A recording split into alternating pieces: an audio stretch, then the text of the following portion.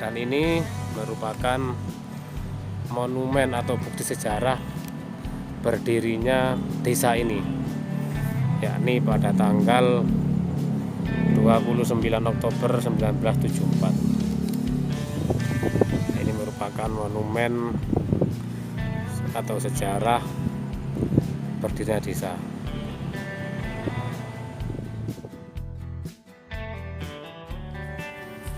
Halo semuanya, assalamualaikum warahmatullahi wabarakatuh. Welcome back to my channel Liburan Malang.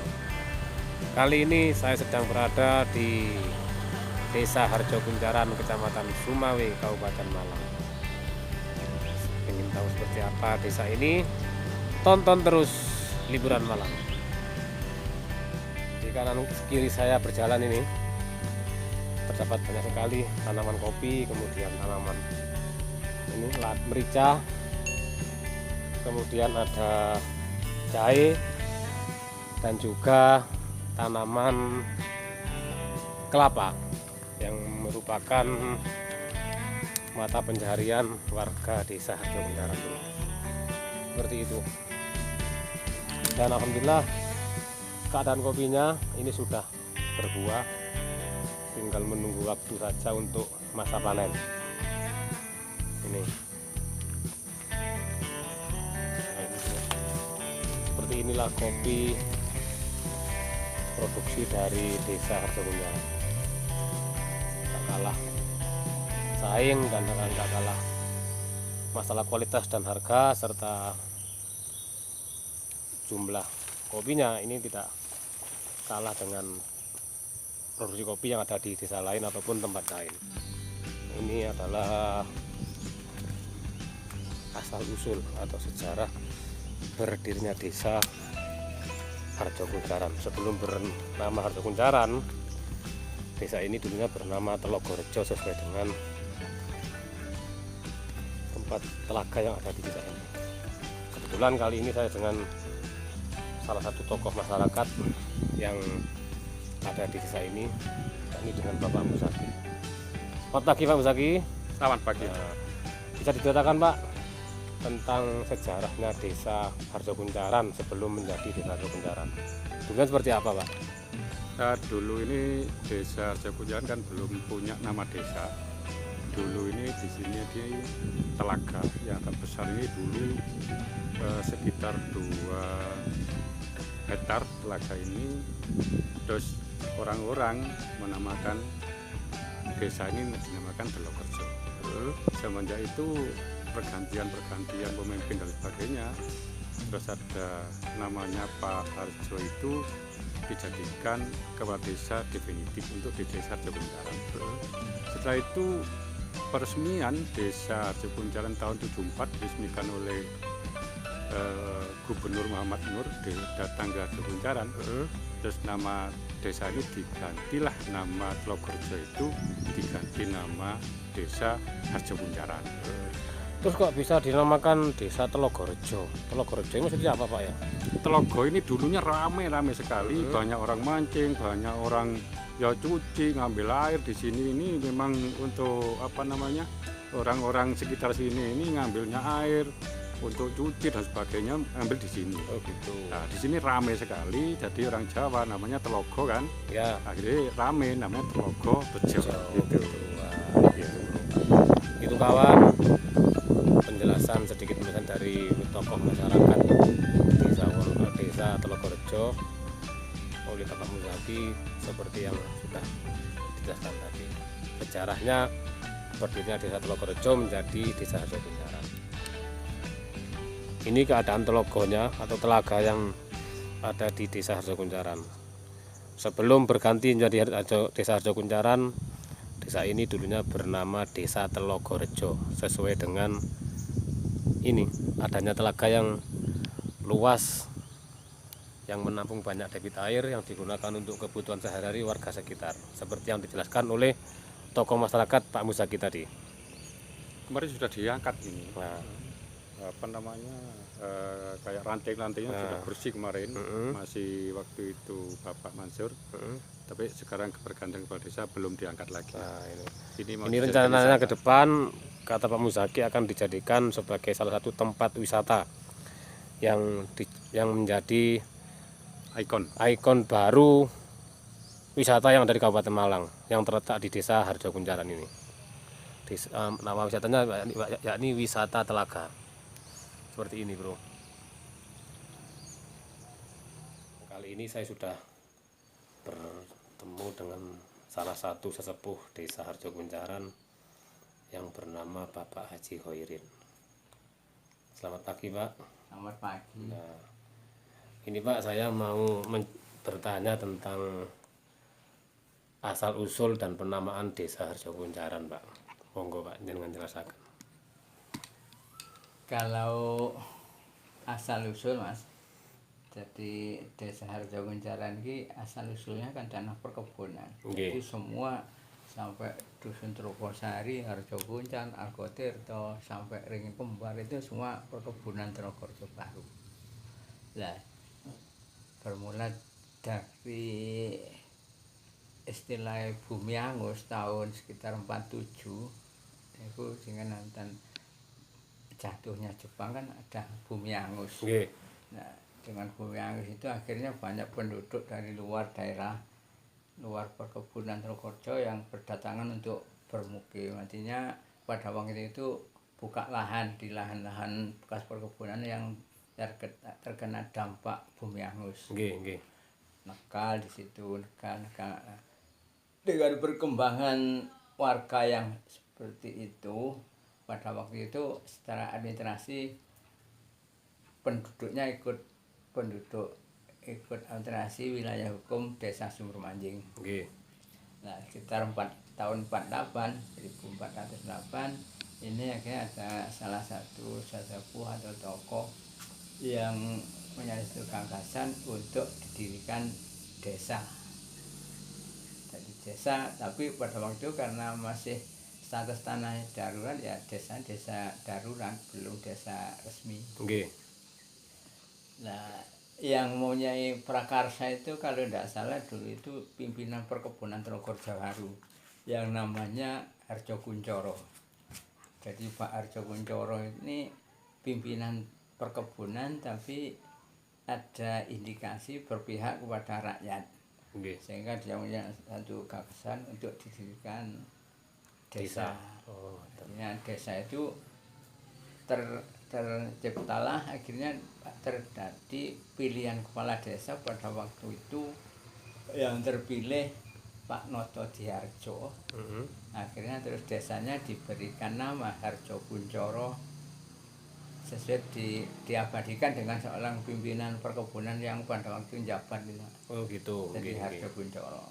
Nah, setelah itu terus berkembang akhirnya terus berkembang. Perjuangan untuk menjadikan desa resmi ya dimulai dari berdirinya desa, karena desa darurat itu kan hanya dua sisi yang ada. Persyaratan kan harus tiga komponen. Ada lembaga pemerintahannya, ada rakyatnya, ada wilayahnya yang resmi. Akhirnya mulai situlah berjuang rakyat bersama pimpinan itu berjuang untuk mempunyai desa yang resmi. Terus berdirinya secara resmi itu mulai tahun berapa, Pak? Desa Harjo Kuncaran. Kalau secara administrasi lembaga pemerintahan itu tahun 48, bulan berapa, tanggal berapa saya nggak ingat. Yang terpilih Pak Noto Diharjo itu. Berjalan tahun 1955 terjadi pergantian kepala desa. Pak Noto Diharjo itu pindah dari Harjo Kuncaran, kemudian pindah lagi terpilih Pak Mustaman. Nah, Pak Mustaman itu terus diganti namanya Pak Modiharjo. Berjalan dengan berjuang secara diplomasi enggak berhasil. Akhirnya tahun 1969 terjadi pergantian kepala desa lagi. Yang terpilih Pak Asman Mulyono. Nah, dengan kepimpinan Pak Asman Mulyono ini akhirnya bisa mendekat kepada lembaga pemerintah di atas, pada kecamatan, Kawedanan, pada waktu masih Kawedanan. Belum kabupaten Pak ya? Belum berubah kabupaten berarti. Ya sudah, Oh, iya. ada kabupaten, cuma ada dulu kan pembantu bupati kan Wedono. Oh nggih. Dari bupati Wedono camat kan. Nggih. Oleh Pak Wedono pada waktu itu sekitar tahun 71-an itu diberikan satu masukan Pak Asman Mulyono itu. Nggih. Coba perjuangannya dirubah. Ceritanya Pak Asman Mulyono seperti itu. Jadi dirubah dari diplomasi, Nggih. dirubah menjadi pastinya pembangunan.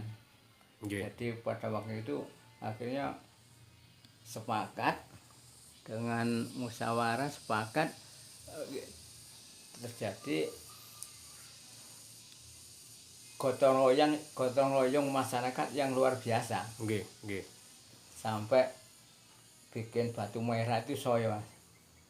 Hansi rakyat nyetak foto itu kerja bakti. Ngobong foto kerja bakti dan sebagainya.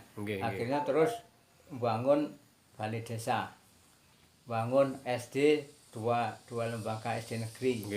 Terus bangun MI. Nah, terus ada pada waktu itu bangun yang agak kecil lumbung desa dan sanggar pramuka. Pada waktu dekade waktu yang sangat relatif singkat dari 71 sampai 74 ya. Oh, berarti selama 3 tahun Pak. Iya. Terus akhirnya, nggih. Akhirnya dengan modal pembangunan yang seperti itu akhirnya pemerintah daerah kabupaten yang pada waktu dijabat oleh Pak Wik ini turut bangga bantu ngadap gubernur. Setelah ngadap gubernur, terus mungkin pada waktu itu istilah sekarang ya intel lah ya. Tak ngerti saya. Datang ternyata antusias masyarakat Harjokunjaran untuk mempunyai satu desa yang apa istilahnya resmi, desa yang berdaulat ini direspon. Jadi Pak Gubernur ngadep kepada Pangdam 8 pada waktu itu, Pangdam 8 Brawijaya. Karena kenapa kok ke sana? Karena tanah CU Telokorjo Baru, PT Telokorjo Baru kan diambil alih oleh Kodam 8.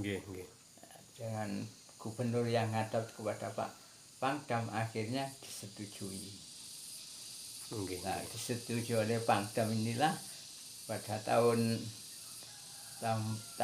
tanggal 29 Oktober 1974 Pak Gubernur Muhammad Nur berkenan untuk meresmikan Harjokunjaran, meresmikan desa. Jadi dari desa darurat menjadi desa yang berdaulat. Pengertian daulat karena pada waktu mulai tahun 74 itulah warga pemerintah Harjokunjaran sudah mempunyai suatu lahan yang seluas 650 hektar. Luas gubengnya itu.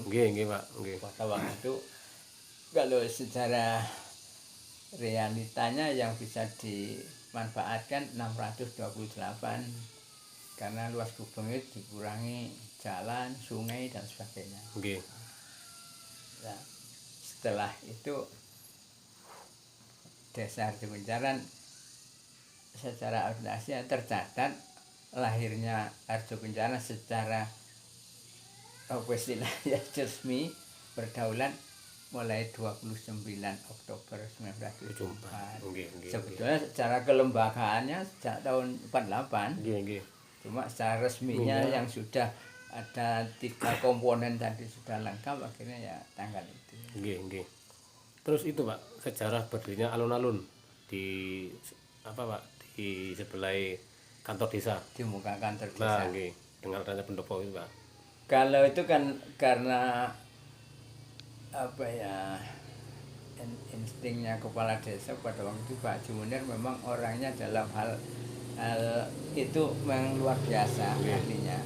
Jadi kesempatan pemerintah desa menyeting lokasi itu kan pada waktu itu kan masih tanah perkebunan. Nggih. Nah, begitu dicabut, artinya oleh gubernur diserahkan kepada rakyat yang sebanyak itu, akhirnya disetting dulu kepentingan fasilitas umum disetting. Nggih. Dari mulai masjid, Puskesmas. sanawiyah, Nggih. puskesmas, terus SD Harjogongjaran 2, Nggih. MI, Nggih. terus balai desa. Nggih, nggih. Nah, itu karena pada waktu ada jalan setapak yang melingkar. Nggih. Akhirnya jalannya itu dibesarkan jadi seperti ini, sehingga di tengah-tengah itu kalau dibuat perkampungan atau pemukiman penduduk kan tidak mungkin. Oke. Akhirnya ya dibuatlah alun-alun desa. Oh, ngeten. Nggih, nggih. Terus Telokorjo itu apa? Kalau Telogorejo itu, Pak. Telogorejo.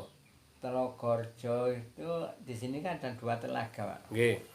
Ada telaga yang memang menurut cerita itu kan telogonya Pegunungan Kendeng, Nggih. yang di kiri jalan pintu masuk. Nggih, nggih, Pak, nggih. Nah, itu sampai sekarang ini masih belum maksimal. Sebenarnya sejak awal dulu direncanakan untuk tempat rekreasi. Jadi kalau Pak Asman dulu menyeting itu tanah sekitar Telogo itu sekian hektar itu untuk hutan lindung, sehingga telogonya itu berkembang, airnya bisa Nggih. menggenang baik untuk taman rekreasi. Nggih. Nah, karena ada suatu hal tahun 79 sampai tahun 82 kalau tidak salah, itu ada satu hal di Harjogongjaran, akhirnya oleh Pak Edi Slamet Bupati Malang, tanah-tanah yang masih belum ada bangunannya ini dilepas, ditarik untuk kepentingan masyarakat. Jadi sehingga akhirnya telaga itu sekarang tinggal hanya area 2,5 hektar sampai 3 hektar. Nggih, nggih.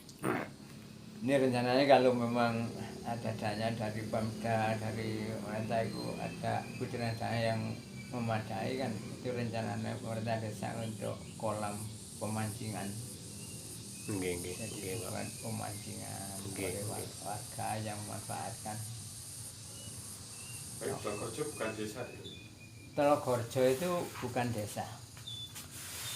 Telogorejo itu nama perkebunan. Oh, teman perkebunan nih. Ya, Nggih, dulu nggih. sampai sini, sampai batasan Argotirto, Nggih. penguluran ini Telogorejo, perkebunan Telogorejo. Saya sudah ini, Pak. Eh? Sampun wonten ceritane iki. Nggih. Oh. Jadi perkebunan Telogorejo, terus ada perubahan status lagi menjadi Telogorejo baru. Nggih, nggih. Nah, setelah Telogorejo baru ini ada pemisahan dari desa dan sebagainya seperti yang saya ceritakan tadi. Nggih. Yang sana tetap perkebunan Telogorejo, kemudian yang resmi jadi Desa Desa Harjogongjaran. Nggih, nggih. Jadi Telogorejo, perkebunan Telogorejo itu masih ada yang di Wonosari itu. Nggih, nggih. Tapi sekarang ini yang menguasai Pangdam, Puskopat. Nggih, Puskopat. Ini kalau luasnya di sana itu pada waktu itu 925 hektar. Tapi akhir-akhir ini ada pergolakan masyarakat untuk minta, jadi itu sudah berkurang. Gelombang pertama dulu diberikan masyarakat 75 hektar. Nggih. Terus gelombang kedua yang akhir-akhir sekitar tahun berapa ini 182 hektar. Ini tanah perkebunan. Nggih, nggih, nggih. Terus potensi desa yang ada di sini rata-rata ditanamnya apa, Pak? Kalau potensi desa di Harjogongjaran ini mayoritas kopi. Kopi. Kemudian yang kedua komoditinya tebu. Tebu. Kalau Wolowijo dan sebagainya ini sangat sedikit. Nggih, nggih. Jadi yang banyak Tanaman kopi ya. kopi dan Dan tebu. tebu. Oh, oke, oke. Nah, itulah sedikit dialog kami dengan Bapak Haji Khoirin tentang asal-usul dan penamaan Desa Harjogongjaran. Nah, inilah bro, Harjogongjaran, Untuk ceritanya dan sejarahnya sudah diceritakan oleh Bapak Kahirin tadi pagi. Nah, ini tempat untuk olahraga warga sekitar di pagi hari, bro.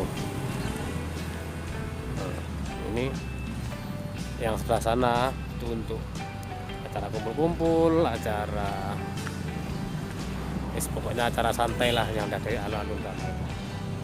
Nah, dan ini merupakan monumen atau bukti sejarah berdirinya desa ini, yakni pada tanggal 29 Oktober 1974. Ini merupakan monumen atau sejarah berdirinya desa.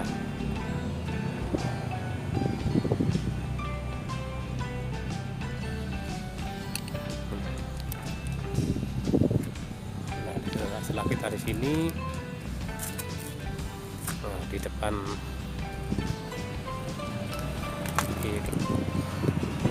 pendopo ini juga ada kolam, tapi saat ini airnya sedang kosong, dan ada juga patung Pangeran Diponegoro dan juga pahlawan Panglima Sudirman yang menambah keunikan dan keasrian desa ini, bro. Nah, itu ini adalah pendopo yang dimiliki oleh Desa Harjo Kunjaran.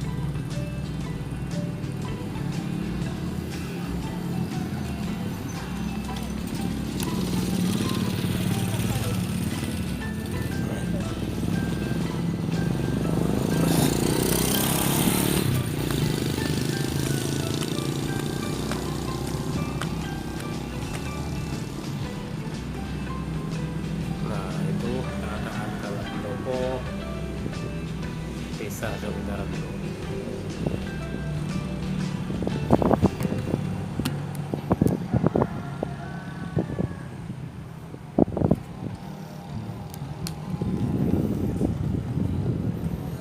Dari sini keindahan desa sangat alami dan sangat asri.